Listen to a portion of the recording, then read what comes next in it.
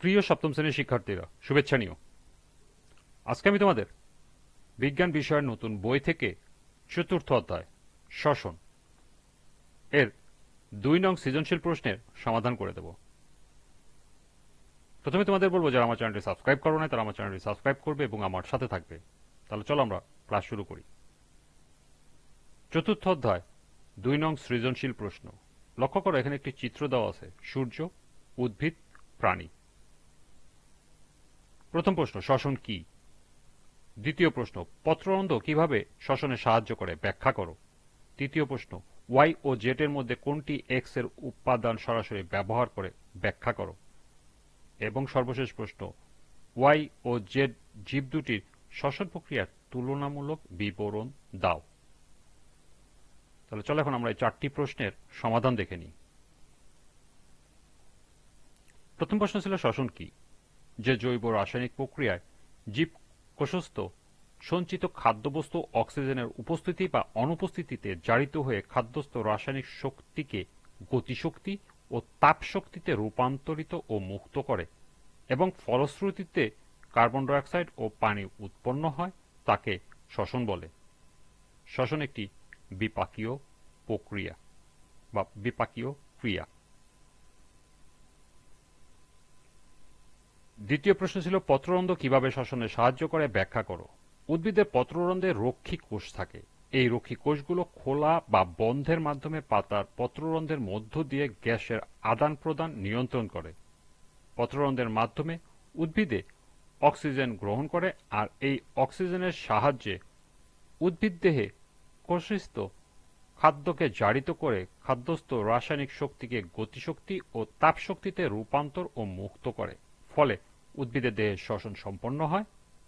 এভাবে পত্ররন্ধ্র অক্সিজেন গ্রহণে সহায়তা করে উদ্ভিদের শ্বসনে সাহায্য করে।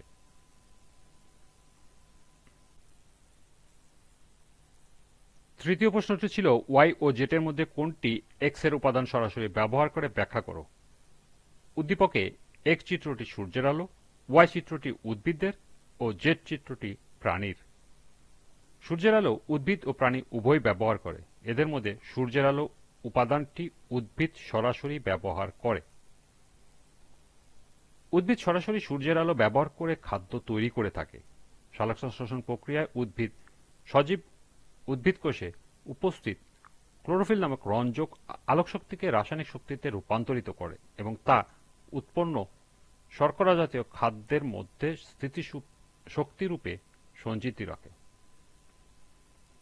সূর্যের আলো উপস্থিতিতে পরিবেশ থেকে গৃহীত কার্বন ডাইঅক্সাইড ও মূলরোম দ্বারা শোষিত পানির রাসায়নিক বিক্রিয়ায় সরল শর্করা জাতীয় খাদ্য উৎপন্ন হয় ও কার্বন ডাইঅক্সাইডের সমপরিমাণ অক্সিজেন উৎপন্ন হয়ে পরিবেশে ফিরিয়ে দেওয়ার মাধ্যমে সালোকসংশ্লেষণ সম্পন্ন হয়।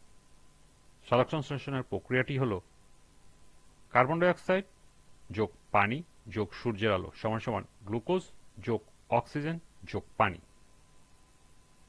সুতরাং বলা যায় উদ্ভিদ ও প্রাণীর মধ্যে উদ্ভিদই সরাসরি সূর্যের আলো ব্যবহার করে এবং তা দিয়ে শর্করা জাতীয় খাদ্য তৈরি করে থাকে। সর্বশেষ প্রশ্নটি ছিল ওয়াই ও জেড জীব দুটির শ্বসন প্রক্রিয়ায় তুলনামূলক বিবরণ দাও। উদ্দীপকের ওয়াই চিত্রটি উদ্ভিদের ও জেড চিত্রটি প্রাণীর। শ্বসন হল জীবদেহের খাদ্য জারণের মাধ্যমে শক্তি উৎপাদনের প্রক্রিয়া। উদ্ভিদ ও প্রাণী উভয়ই শ্বসন করে। উদ্ভিদের শ্বসন প্রক্রিয়া তুলনামূলক ধীর ও সহজ। উদ্ভিদ দেহের শ্বসনকালে অক্সিজেন ও কার্বন ডাইঅক্সাইডের বিনিময় অপেক্ষাকৃত সরল। উদ্ভিদের দেহে শ্বসনের জন্য কোনো বিশেষ অঙ্গ নেই। উদ্ভিদের মূলত পাতার রন্ধ্র স্ট্রমাটা, কাণ্ডের লেন্টিসেল ও মূলের মাধ্যমে অক্সিজেন গ্রহণ করে এবং কার্বন ডাইঅক্সাইড ত্যাগ করে। উদ্ভিদের প্রতিটি কোষে সরাসরি গ্যাসের আদান প্রদান ঘটে। উদ্ভিদের শ্বসন দিন ও রাত উভয় সময় হয়, তবে এর হার তুলনামূলকভাবে কম। অন্যদিকে প্রাণীর শ্বসন প্রক্রিয়া তুলনামূলক জটিল ও দ্রুত। প্রাণীদেহের শ্বসন বিভিন্ন অঙ্গের মাধ্যমে নানাভাবে সম্পন্ন হয়, যেমন পাখির ক্ষেত্রে ফুসফুস, মাছের ক্ষেত্রে ফুলকা, পোকামাকড়ের ক্ষেত্রে ট্রাকিয়া ইত্যাদি। প্রাণীরা শ্বাস প্রশ্বাসের মাধ্যমে অক্সিজেন গ্রহণ করে এবং রক্তের সাহায্যে তা দেহের সব কোষে পৌঁছে যায়। প্রাণীদের শক্তির চাহিদা বেশি হওয়ায় তাদের শ্বসনের হারও বেশি। সুতরাং বলা যায় উদ্ভিদের শ্বসন প্রক্রিয়া ধীর, অঙ্গবিহীন ও সরাসরি কোষভিত্তিক, আর প্রাণীর শ্বসন প্রক্রিয়া দ্রুত, অঙ্গনির্ভর ও পরিবহন ব্যবস্থার উপর নির্ভরশীল।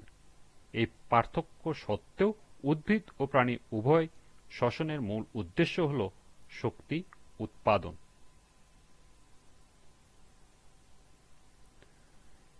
এই ছিল 2 নং সৃজনশীলের 4টি প্রশ্নের সমাধান। আজকের ক্লাসটি এ পর্যন্তই। পরবর্তী ক্লাসে সংক্ষিপ্ত উত্তর প্রশ্নের সমাধান করে দেব।